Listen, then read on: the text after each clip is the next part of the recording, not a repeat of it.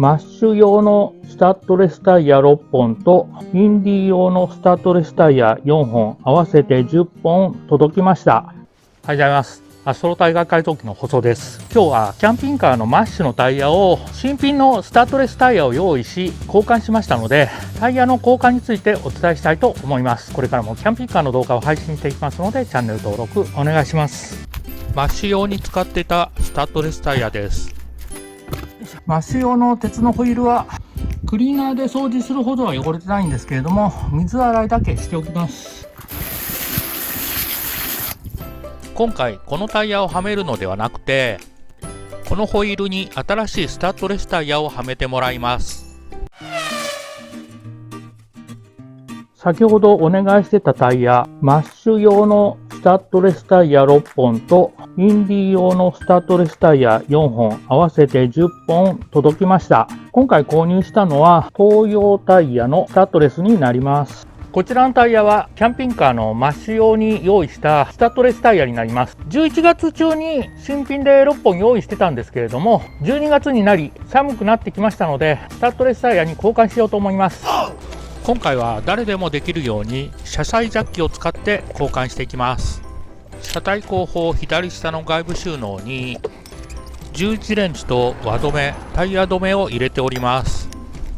左下収納庫に車載ジャッキの本体とジャッキハンドルがあり、後ろの外部収納にジャッキバーがあります。まずパーキングブレーキがしっかりかかっていることを確認し、対角線上のタイヤに輪止めをします。ジャッキを回してジャッキアップポイントに合わせます。マツダボンゴ、日産バネットの後ろのジャッキアップポイントはこちらになります。ジャッキ本体にジャッキバーを引っ掛けます。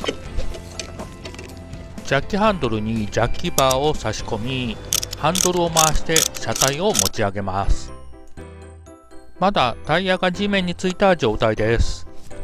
ナットにシリコンカバーを取り付けてます。もともとホイールキャップがついてたんですけれども、タイヤの空気圧を確認するたびに取り外すのが面倒なので、今は取り外したままにしています。十字レンチでナットを少しだけ緩めます。マツダボンゴ、日産バネットに車載のシングルタイヤ用のホイールレンチがこちらです。片側しか力が加えられないので十字レンチの方がおすすめです。ちなみにダブルタイヤ用のホイールレンチはこちらになります。こちらだとしっかり力を加えることができます。これでフロントを外しても良さそうなんですけれども、ここが太くてフロントこれ使えないんですよ。市販の十字レンチの方が薄くてフロントにもリアにも使用できます。タイヤと地面に隙間ができるまで持ち上げます。ジャッキが外れた時のためにタイヤを車体のフレームの下に入れておきます。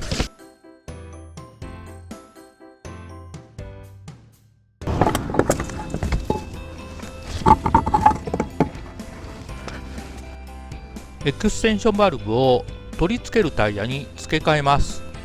エクステンションバルブを取り付けることでダブルタイヤの奥の空気圧が測りやすくなります。タイヤ取り付けていきます。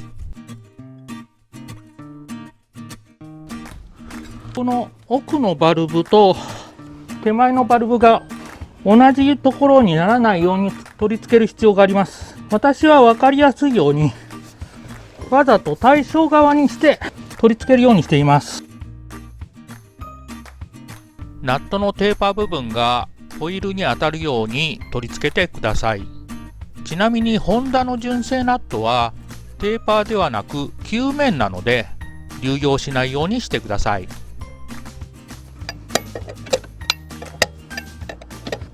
軽く締め付けておきます。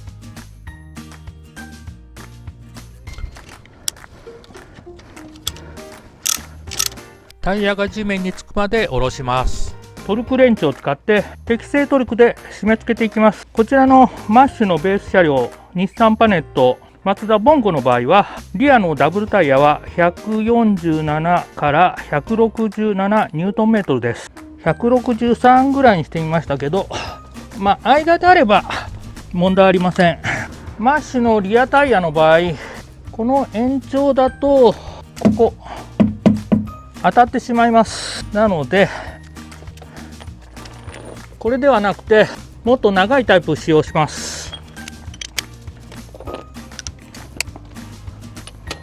これだと当たらずに締め付けることができます。対角線に徐々に締めていきます。締め付けていきます。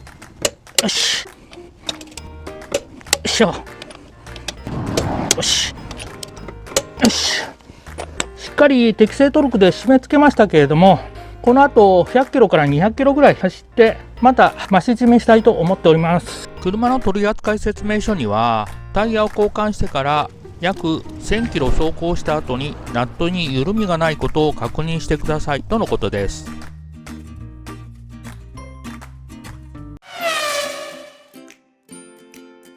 右後ろのタイヤも交換しました。次に前のタイヤを交換していきます。前のジャッキアップポイントはこちらになります。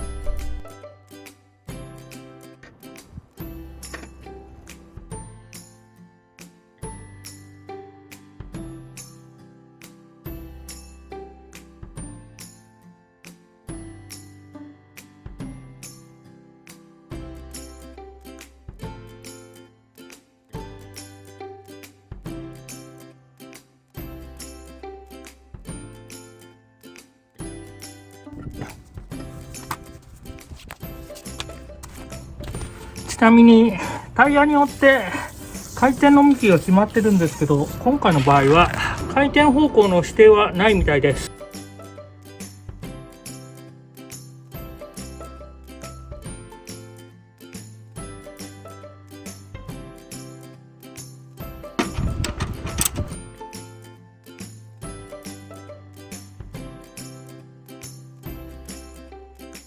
フロントはこの長いのじゃなくても問題ありません。日産バネットマツダボンゴのフロント側89から117ニュートンメートルです。112ぐらいにしておきます。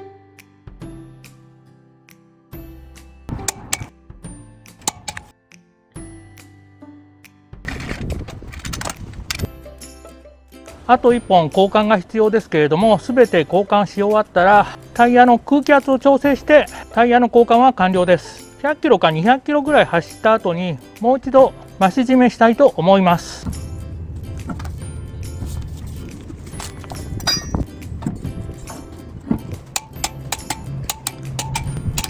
タイヤ交換後にタイヤの空気圧の調整もしておきました。